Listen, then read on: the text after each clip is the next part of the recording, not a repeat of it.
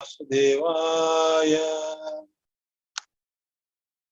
Om Namo Bhagavate Vasudevaya. Om Namo Bhagavate Vasudevaya. Narayanam Namaskritya Naram Chaiva Narottamam Devim Saraswati Vyasam Tato Jaya Mudire Nashtaprayeshu Abhadreshu Nityam Bhagavata Sevaya Bhagavate Uttama Shloke Bhaktir Bhavati Naistiki Krishnaya Vasudevaya Devaki Nandanaya Cha Nanda Gopa Kumaraya Govindaya Namostate Namo Pankaja Nabhaya Namo Pankaja Maline Namo Pankaja Netraya Namaste Pankajangrehi.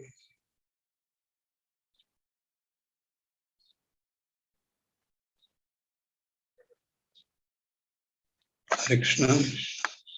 We'll take a shloka from Srimad Bhagavatam. Am I audible, Prabhu? Yes, Prabhuji. Thank you.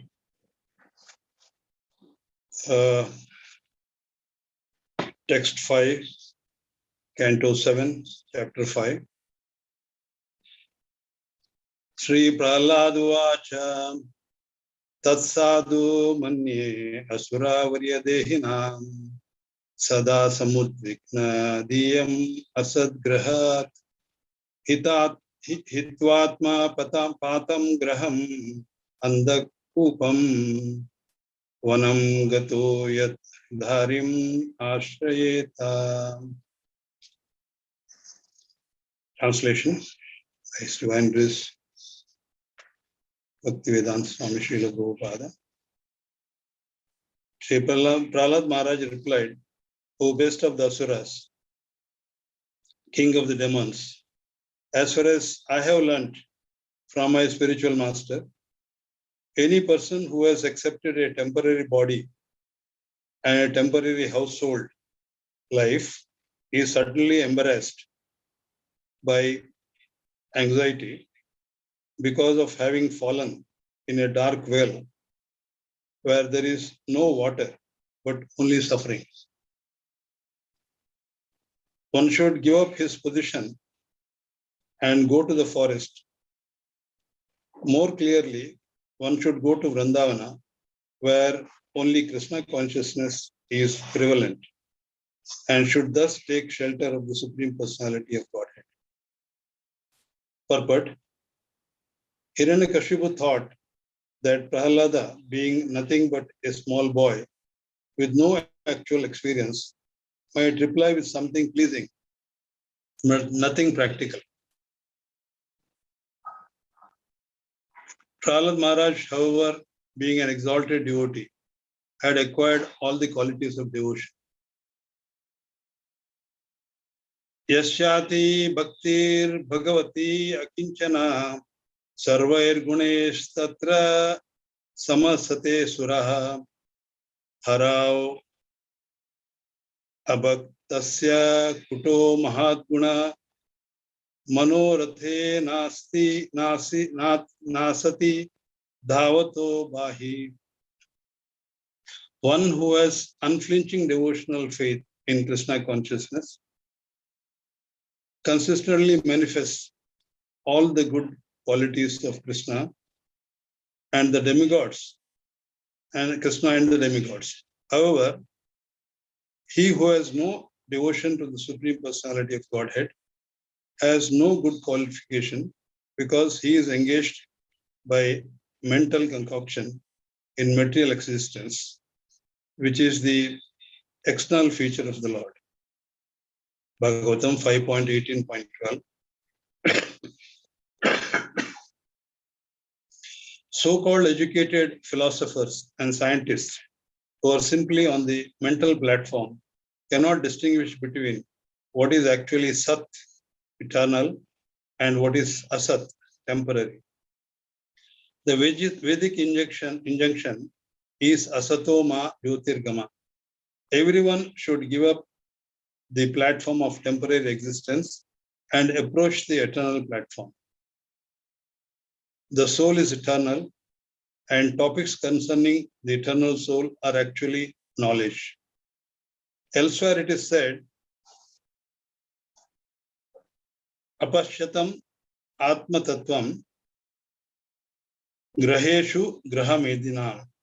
Those who are attached to the bodily conception of life and who does stick to life as a grahastha or householder on the platform of material sense enjoyment cannot see the welfare of the eternal soul. Prahlad Maharaja confirmed this by saying that if one wants success in life, he should immediately understand from the right sources what his self-interest is and how he should mold his life in spiritual consciousness. One should understand himself to be part and parcel of Krishna and thus completely take shelter of his lotus feet for guaranteed spiritual success.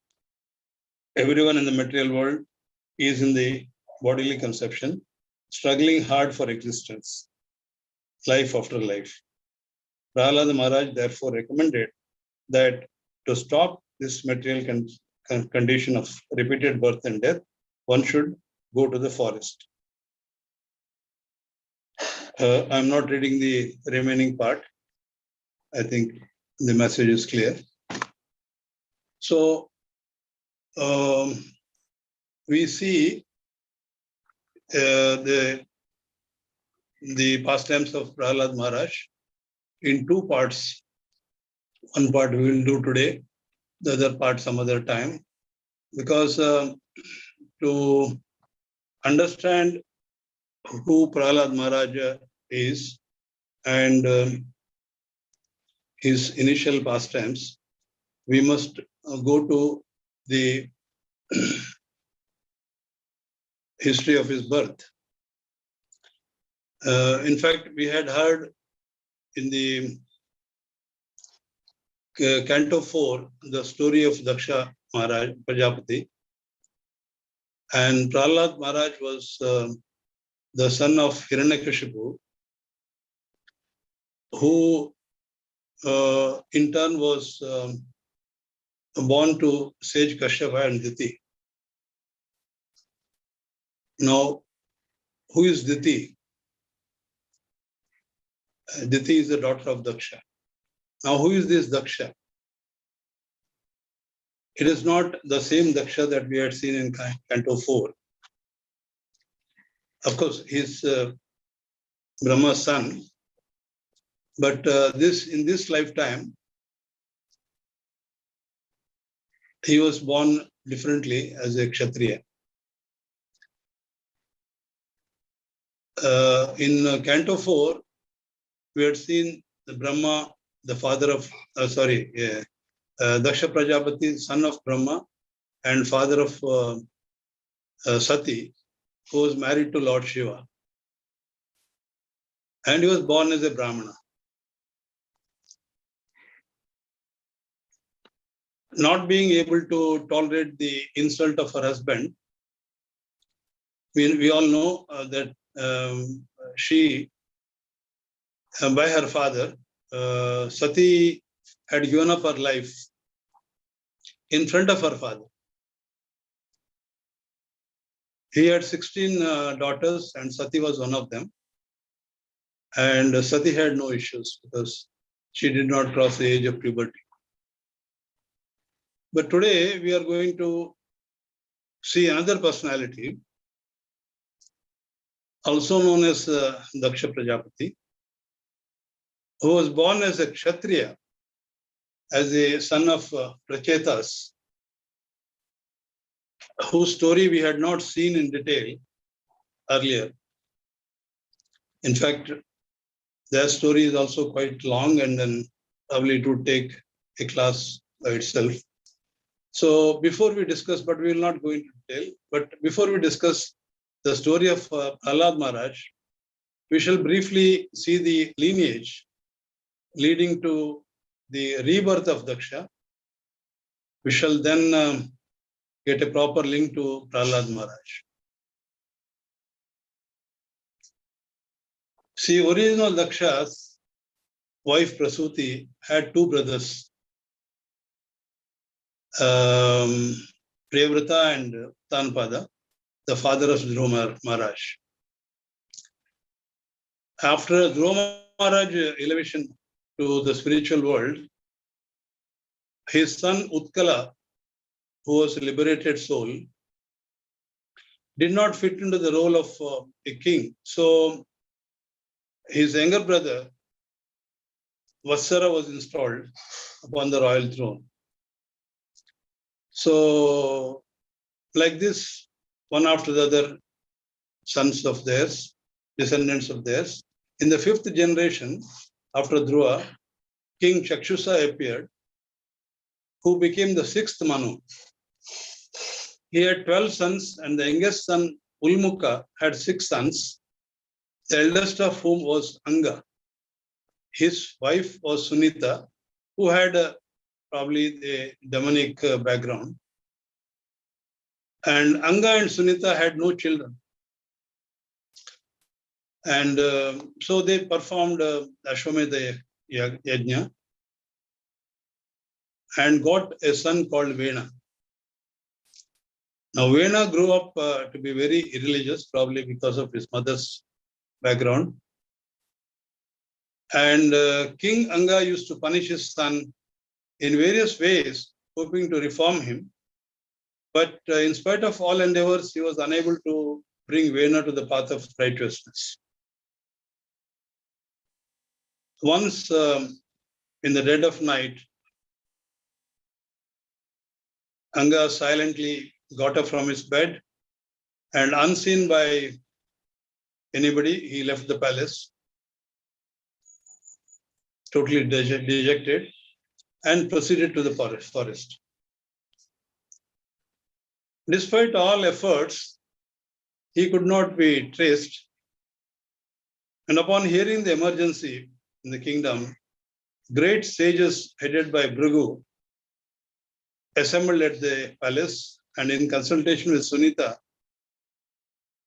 Vena's mother, Vena was coronated as the king.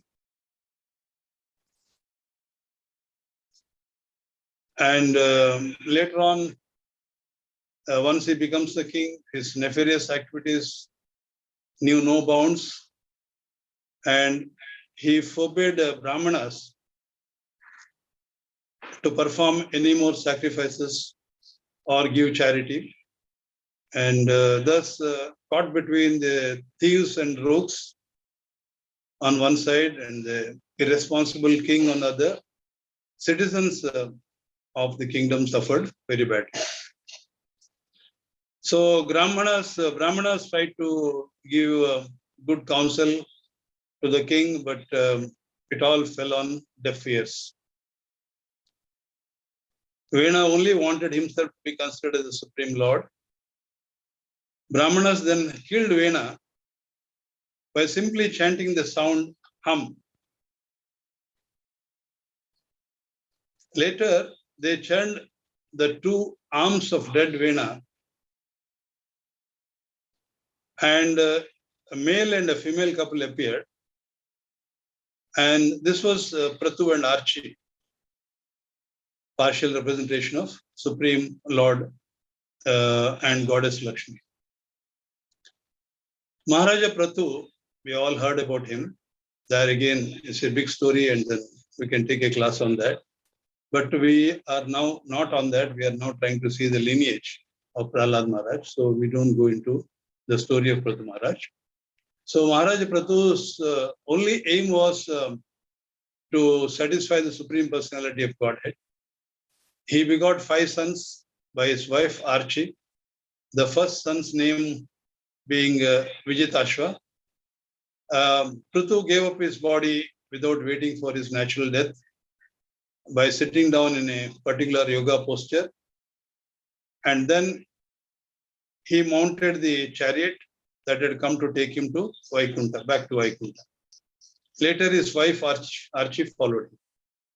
So Vijitashva, also known as Antardhana, because of his ability to appear and disappear at will, becomes the emperor of the world, and he appointed his 4 brothers, younger brothers, as governors of different directions. Through his wife Shikandini, he got 3 sons, and through his second wife, Nabhashwati, he got his 4th son named Havirdhana. Because Maharaja Antardhana was unwilling to exact taxes or punish citizens, he ultimately retired from his royal duties at an early age, and Havirdhana was then enthroned as the king. Through his wife Havirdhani, King Havirdhana begot 6 sons, of whom Barishat or Prachin Bari was very powerful. He was thus posted as one of the Prajapatis.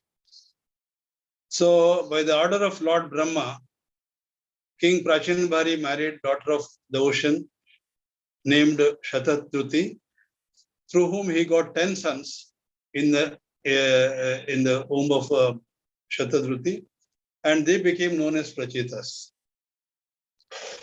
When the Prachetas were ordered to marry and beget children, they first of all said, no, we would like to perform austerities. And they left home to perform austerities for 10,000 years. And while traveling, they came across a great lake with a heavenly atmosphere. They saw Lord Shiva emerging from the lake. Shiva was very pleased with the Prachetas and gave them a prayer to be chanted while fixing their mind upon the lotus feet of the Supreme Lord. After Shiva left, they entered the water of the lake, and while standing there for 10,000 years, they regularly chanted the prayer that had been given to them by Lord Shiva. So at the end of 10,000 years, the Supreme Lord appeared before them to reward their long engagement in the execution of their vows. Prachetas left, they felt extremely satisfied upon seeing the very pleasing form of Lord Vishnu. He spoke with them very mercifully, and finally Prachetas did some prayers, and so Lord Vishnu was very happy. He mercifully ordered them to marry Marisha, the daughter of Apsara, named Pralochana, who was left in the care of trees. This Marisha was left in the care of trees because she had to go back to the heavenly abode. Her mother had to go back to the heavenly abode. From the womb of Marisha, Brahma's son, Daksha, although originally a Brahmana, was born as a Kshatriya.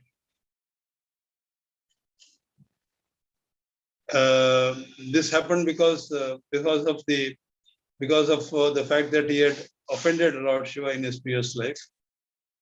So, but Lord was very happy. Lord Brahma was very happy with him. So Lord Brahma once again appointed him as a Prajapati. So he could generate living entities during Chakshusha Manvantara. So Daksha Yajna had taken place during Swayambhuva Manu's time, Swayambhuva Manvantara. Thereafter, during Raivata Manvantara, the 5th one, Daksha had undergone severe austerities, so that at the beginning of Chakshusha Manvantara, the 6th, he regained his former opulence by the mercy of Lord Shiva. So after putting Daksha in charge of their wife Marisha, the Prachetas left home and practiced Krishna consciousness under the guidance of sage Jalali. residing near the seashore, where they also met Narada Muni and received further very useful instructions. They attained life's ultimate destination, going back home, back to Godhead, absorbing themselves in meditation upon the lotus feet of Supreme Lord. So Daksha, after assuming the charge, performed again severe austerities in a mountain near Vindhya range, where the holy range Agamarshana is situated, and offered the Hamsaguya prayers to please the Supreme Lord. Thereafter, the Supreme Lord appeared before him and ordered him to marry the daughter of Prajapati Panchajana, named Ashkini, from whom he would get hundreds of children and thus increase the universal population. So that was the order of Brahma to Daksha Prajapati. So in the process, Daksha gets 10,000 sons named Harshaswas in the womb of his wife Ashikni. When he ordered them to again beget children, they went to a place of pilgrimage named Narayana Saras and performed severe austerities for the purpose of begetting children. There they met Narada Muni, who convinces them of the value of spiritual life, and they accept him as their spiritual master. So Narada discourages them from following their father's instructions, so that they could instead search for the Supreme Lord. So they accept Narada Muni's instructions and follow the spiritual path. So when Narada Muni personally comes to Daksha and informs him how his sons had gone back home, back to Godhead, Daksha laments very bitterly of the loss. Lord Brahma pacified him somehow with great instructions, with good instructions. However, and Daksha thereafter begot 1,000 more sons called Shavalashvas in the womb of his wife Ashikni. Now, after being ordered by their father to beget children like the earlier batch, the second group also went to the same place, Narayan Saras, to perform austerities. Once again, Narada approached Daksha's sons, these 1,000 sons, and again instructed them in the absolute knowledge. They also gave up their aspiration to produce children, and they fully engaged in the activities of Krishna consciousness. When Daksha heard of this, that his second set of sons also came under the influence of Narada Muni, he became overwhelmed by grief and anger. Naturally, anybody would get angry at this.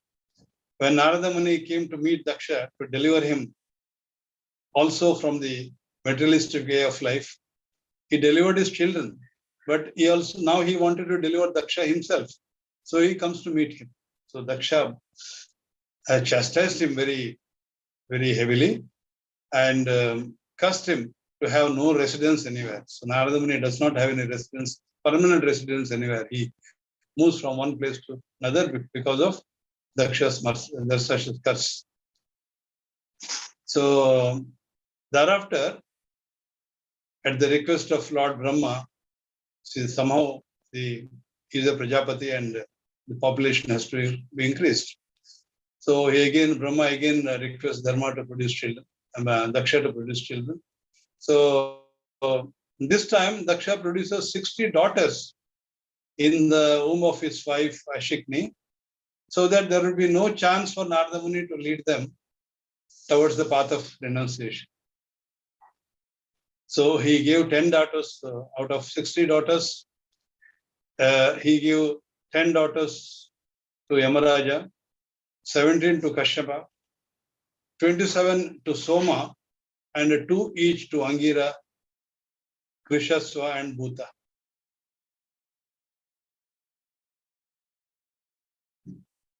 And out of 17, we'll concentrate only on Kashyap's wives.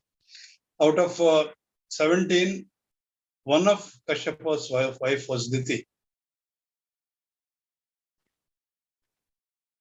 And Diti gives birth to Hiranyaksha and Hiranyakashipu, and also to the 49 Maruts. Now there is a story how Diti gets the demoniac sons, and also the story about Maruts. We may not have time to discuss that. If we find time at the end, we'll discuss. So, and this happened, that is how, so I brought you to, with a small prelude, who is Prahlad Maharaj? Prahlad Maharaj was son of Hiranyakashipu, we all know that. So, who was Hiranyakashipu? Who was Diti? And so all these details we have seen.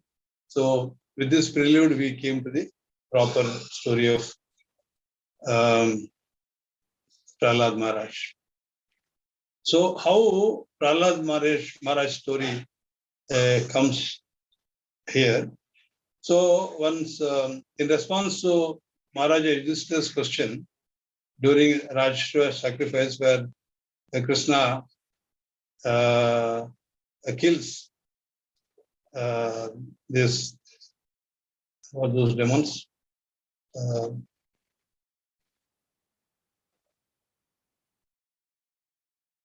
I forget the name. Okay, he kills those two demons. Jaya Vijaya's last incarnation. To Narada Muni, he asked the question: when parents are always affectionate towards their children, how was it possible for Hiranyakashipu to try and kill his exalted son, who was obedient, well-behaved, and respectful towards everybody? Also, how a small boy like Prahlada could have become such an exalted devotee of the Lord. So Narada Muni then narrates the story of history of Prahlad. So after the death of his brother, Hiranyakashipu, his brother was Hiranyaksha. After the death of his brother at the hands of Lord Vishnu, Hiranyakashipu became filled with great rage and lamentation. He spoke to his demon associates with great anger and said, "The demigods have killed my brother with the help of Lord Vishnu, who unjustifiably took the demon side, though he is supposed to be impartial. I will therefore sever his head. I will kill him. And my brother, who is no more, can be happy sucking his blood. And thus please my brother. When I kill the diplomatic Vishnu, who is their life and soul, the demigods will wither away. You all should go down to the earth, which is flourishing due to Brahminical culture and a Kshatriya government. Destroy all these people who are engaged in austerity, sacrifice, Vedic study, etc. When the Brahmanas are killed, there will be no one to encourage the Kshatriyas to perform yajnas, and thus the demigods will automatically perish. Immediately go to wherever Brahmanas and cows are being protected and set fire to those places.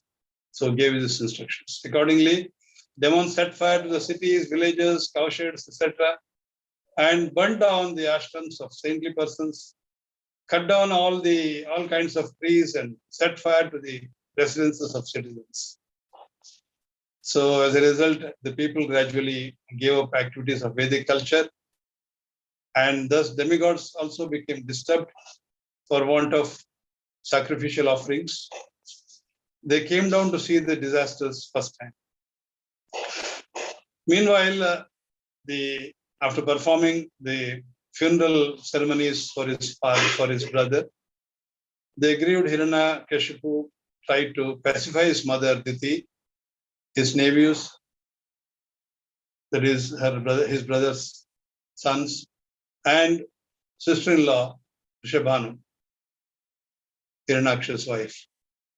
He gives so many philosophical explanations why they should not mourn Hiranyakashipu's death, as if he was spiritually well-read and living a philosophical life. He then concluded his discourse by saying, none of you should be aggrieved at the loss of the material body, whether your own or that of somebody else. Only out of ignorance does one consider that body as the self and that which is in relationship with the body to be his possessions. So after hearing Hiranyakashipu's instructions, Diti and Rishabhanu gave up their grief and began engaging their minds in understanding the real philosophy of life. Thereafter, Hiranyakashipu decides that I must become immortal. I must rule the entire, all the three planets, all the universes. I must be the supreme authority. Nobody can kill me, nobody can disturb me. So he goes to a valley of Mount Mandara with a desire to become immortal and the sole ruler of the universe, where he performed severe austerities. When the demigods came to know of this, for a while they were relieved and they returned to their abodes. However, after some time, a light as effulgent as the sun began emanating from Hiranyakashipu's head. The heat encompassed the lower and higher planetary systems, and it became very hot everywhere. The entire surface of Earth trembled. So demigods, as usual, they have to run somewhere. So immediately they went to inform the situation to Lord Brahma. So they told him that Hiranyakashipu is trying to take your possession by performing severe austerities. They appealed to him to stop Hiranyakashipu's austerities and take whatever step necessary to save the situation. For if Hiranyakashipu occupies your post, everything will be spoiled. After hearing this, Lord Brahma immediately sets out, accompanied by demigods, by sages like Prabhu, and Daksha Maharaj himself, Daksha Prajapati himself, and several other sages.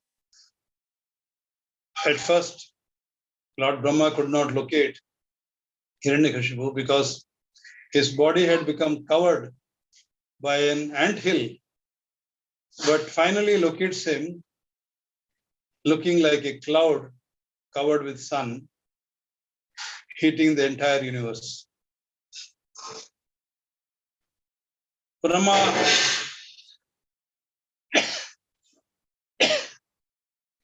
smiled and asked Hiranyakashipu to get up, saying that he had become perfect in the performance of his austerities and that he would like to give him a benediction. Because you have accomplished what is impossible, even for great rishis like Bhrigu, I have been conquered by you. Please ask whatever is that you desire. So Hiranyakashipu actually offers several prayers and said, if you wish, finally comes to the brass tacks. He says, if you wish to fulfill my desire, then please let me become immortal. Hearing this, Brahma said, he explained to him that he cannot give this boon because he himself is immortal. He is going to eventually die. So he cannot, he expresses inability to fulfill his desires. So then Hiranyakashipu tried to make the best of the bad bargain by requesting many other benedictions, by which he thought he would indirectly achieve the benediction of immortality. So he asked for 5 benedictions. Number 1, please let me not meet with the death at the hands of any of the living entities that were created by you. 2, grant that I may not die within any residence or outside any residence during the daytime or at night, or while on ground or in the sky. 3, let me not be killed by any being created by someone other than you. First he asked, created by you. Now he says, anybody other than you. And let me not be killed by any weapon. 4, let me have sole lordship over all of the living entities and presiding deities. And lastly, give me all mystic powers that are attained by the practice of yoga and austerities. So he thought these 5 benedictions, if he gets, he cannot be killed by anybody. So Lord Brahma replied, the benedictions that you have asked for are very difficult, very, very difficult to obtain. But I shall nevertheless grant them. In spite of having achieved such great success by the performance of austerities, Hiranyakashipu never forgot his enmity towards Lord Vishnu. His sole aim was to kill Lord Vishnu. So because of the benedictions, gradually Hiranyakashipu conquered the entire 3 worlds by defeating the rulers of all the planets within the universe and began residing at Indra's palace while being continuously intoxicated every day. Everybody except Lord Brahma, Lord Shiva, and Lord Vishnu had to personally worship him. So that was the rule.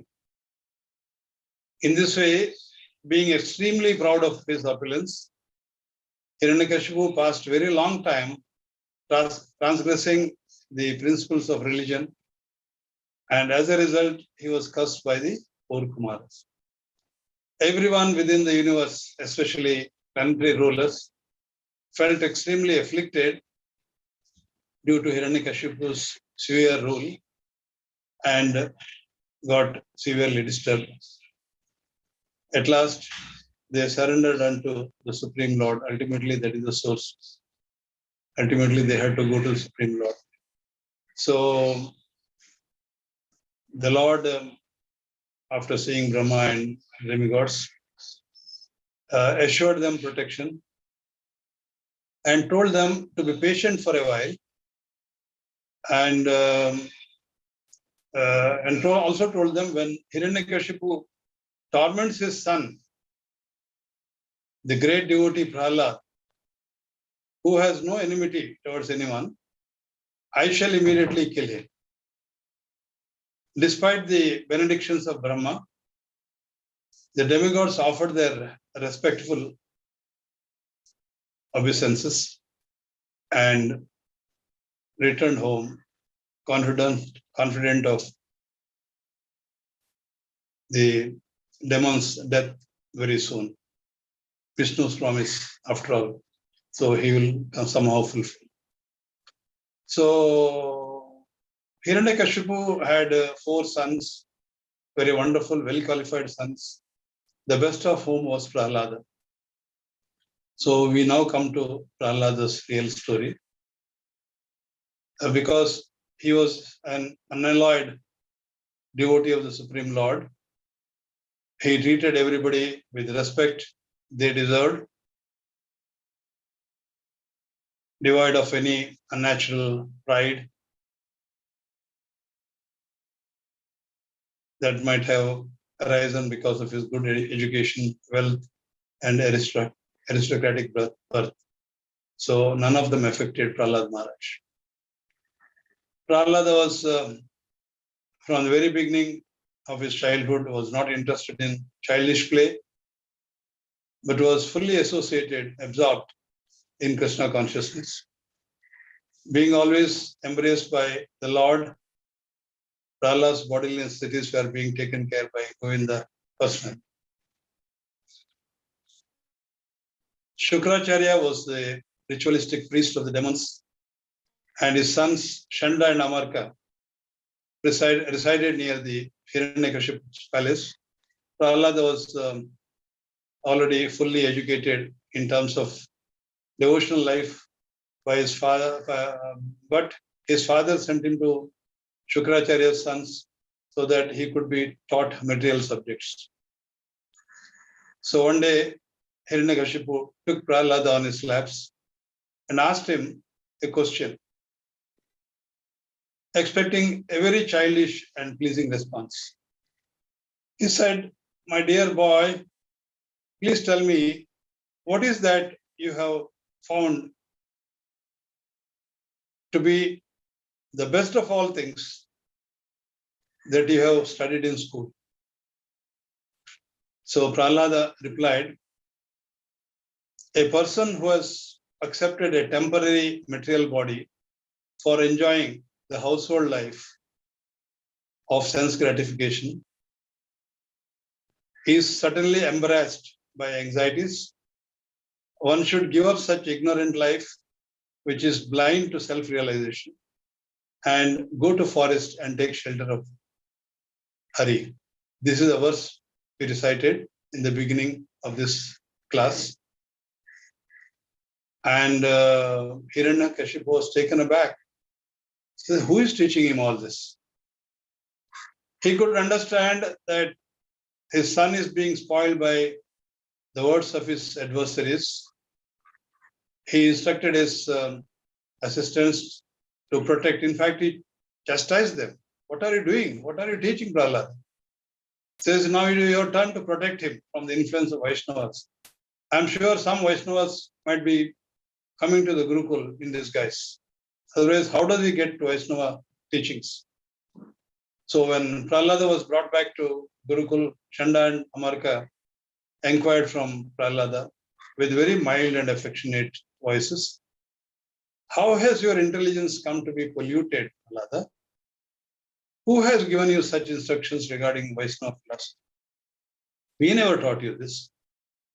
So Prahlad said, "When the Supreme Lord is pleased to enlighten one who is engaged in devotional service, such a devotee no longer makes a distinction between himself, friends, and enemies. Instead, he thinks every one of us is the eternal servant of God, and therefore we are not different from one another. In other words, the same Supreme Lord who has bewildered persons into thinking into enemy and friend has given me the intelligence to take the side of your so-called enemy." So after hearing Prahlad saying this, Shanda and Amarka became very angry. They chastised him, they threatened him with dire consequences in different ways. But however, they could not do much. They again started giving him lessons on the paths of Dharma, Artha, and Kama.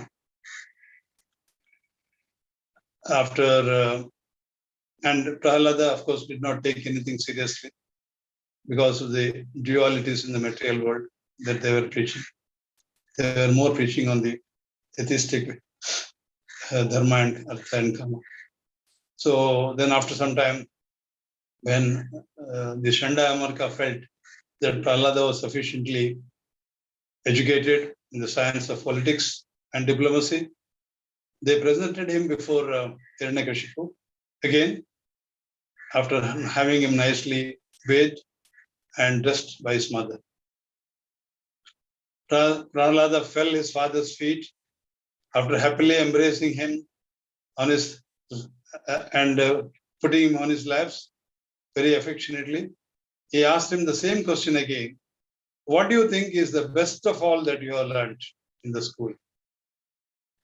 Prahlad replied this time, hearing and chanting about the transcendental name, form, qualities, and pastimes of Lord Vishnu, remembering them, serving the lotus feet of the Lord, offering the respectful worship, offering prayers to the Lord, becoming his servant, considering the Lord to be one's best friend, and surrendering everything unto him. These 9 processes of devotional service are considered by me to be the topmost education. So the 9 processes of bhakti, he explained to his father. Hearing this, Hiranyakashipu became very angry, very, very angry. His lips trembling, he chastised Shanda, who was standing before him. You unqualified, most abominable son of a Brahmana, you have disregarded my orders and sided with my enemy. What kind of nonsense you have been teaching to this boy? Shanda replied, O king, whatever your son Prahlada has said was not taught by me or anyone else in my school. His devotion to Lord Vishnu is spontaneous and has naturally developed in him. Please give up your anger and do not accuse us unnecessarily, for it is not good to insult a Brahmana in this way. Hiranyakashipu then turned to Prahlad and said, You rascal, you are the most fallen member of your family. If you did not receive this education from your teachers, then from where did you get this? Prahlad replied, because of their uncontrolled senses, persons who are addicted to materialistic life glide down to hell while repeatedly chewing that which is already been chewed. As blind man who is guided by another blind man stray from the right path and fall into a ditch, materially attached men meet the same fate.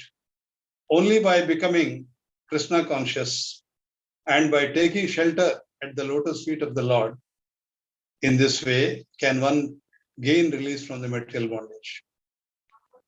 So Hiranyakashipu became practically blind with rage, and he violently threw his son off from his laps onto the floor. Take this boy away from me and kill him as soon as possible. This Prahlada is the killer of my brother, for he has given up his own family to engage himself as the menial servant of my enemy, Lord Vishnu.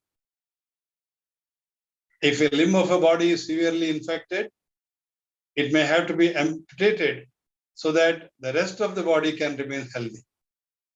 This Prahlad is my enemy because I cannot control him. Therefore, he must be killed by all means. Even at the tender age of 5, if he has given up affection for his parents, he cannot be trusted. So the Rakshasa servants of Hiranyakashipu took Prahlada and while striking the tender parts of his body with their tridents, they made a tumultuous sound, shouting, chop him, cut him, pierce him. But the weapons of the demons had no tangible effect upon Prahlada, who simply sat silently and undisturbed, fully absorbed in meditating upon the Supreme Personality of Godhead. Next, Hiranyakashipu tried to crush Prahlada to death by throwing him under the feet of huge elephants. No effect. Then he put Prahlada in a pit full of large poisonous snakes. Nothing happened. Then he threw Prahlada down from the top of a very high hill. He survived.